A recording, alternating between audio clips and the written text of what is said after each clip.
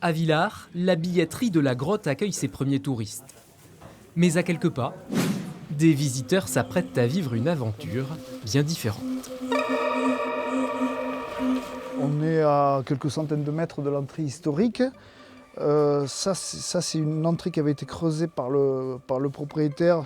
L'idée, c'était d'agrandir le circuit de visite, mais il avait renoncé.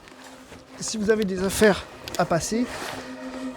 Sous la trappe, une échelle qui plonge dans les profondeurs de la terre, menant à des galeries bien moins accessibles que celles ouvertes au public.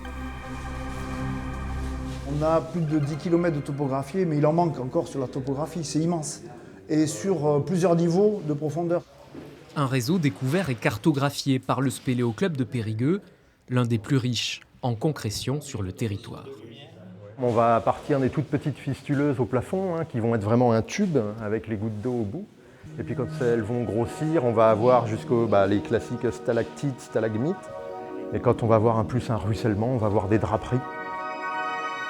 Et soudain, au détour d'une concrétion, une salle grandiose, baptisée malicieusement Pigalle par ceux qui l'ont découverte en 1974. On n'avait encore pas vu de salle aussi belle, aussi propre, aussi blanche.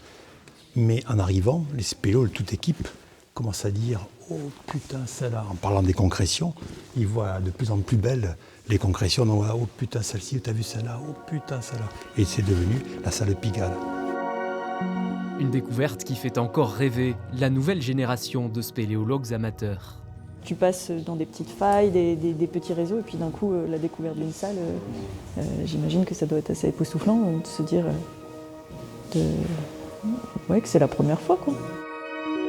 Après Pigalle, de nombreuses salles seront découvertes, toutes nommées d'après des stations de métro parisiens. Des perles géologiques, difficiles d'accès, et qui resteront probablement à jamais réservées aux seuls spéléologues.